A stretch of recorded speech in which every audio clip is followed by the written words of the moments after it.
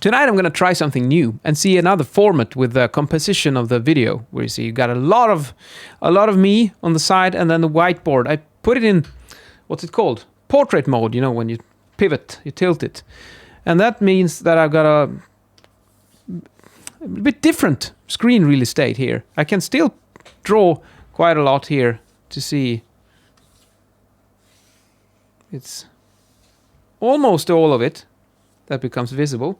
However, it's a lot more narrow than before. So it requires a bit different skill. But if I want to illustrate a house, for instance, you always draw a chimney with smoke coming out of it, and then a lot of my body language comes through this way.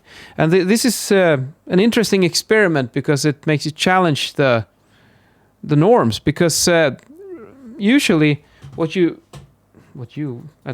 I would do, and perhaps many others too for that matter, is that you would, and you've seen my other videos perhaps, where I have the whiteboard and then a little thumbnail with the talking head here, and then you can write stuff here.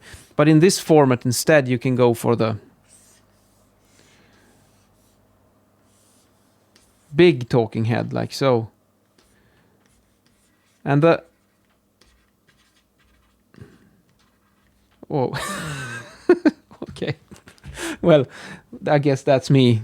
But the thing is, depending on the message you want to get through, is probably for certain topics a better idea to do it like this.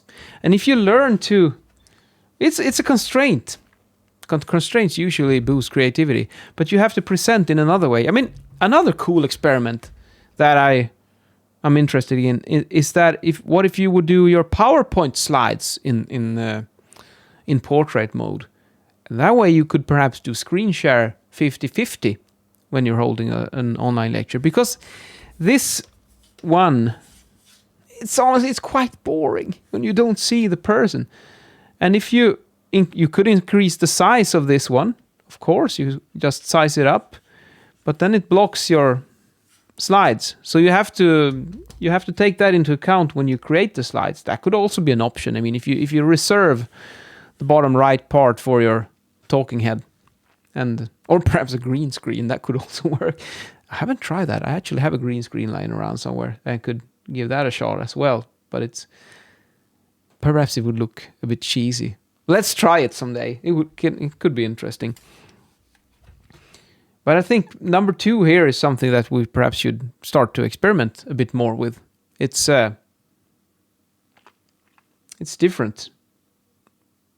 And the body language shall not be underestimated. I mean, one thing that I've also been quite annoyed by is when you're working with Microsoft Teams and someone starts to screen share, and then suddenly all the faces, they turn into small pixels on the top row of the screen. So you lose out basically all of the body language, even if they have their camera running.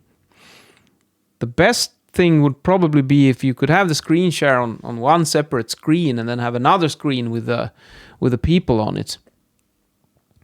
But that requires special hardware and separate screens, which is a problem. And then the obvious solution would be the alternative 2 here, to go for perhaps 50-50. It would be nicer to have a more narrow view of me and more of the whiteboard. And I could probably arrange that with some tweaking and to learn to draw on a certain part of the screen, and then we could have 50-50, like a square whiteboard perhaps. It would be pretty spot on. It's worth thinking about, because I can't remember I've seen anyone hold a PowerPoint presentation with the slides in portrait mode. They're always in landscape mode. Have you seen anyone do it in portrait mode? I know I haven't, actually. So, but now we have had. Well, it's not a PowerPoint, but it's a presentation, anyways. Well, forget about that. Let's move on and talk important stuff, which is style, watches. And tonight I'm wearing my favorite watch with a brown. What's it called? Armband. Forget about it. Brown leather silver, and then the belt, which is the same. Silver and brown. Well, almost the same. It's close enough. And it just creates so nice harmony when you have the same leather on your watch as you do on your belt. See you later.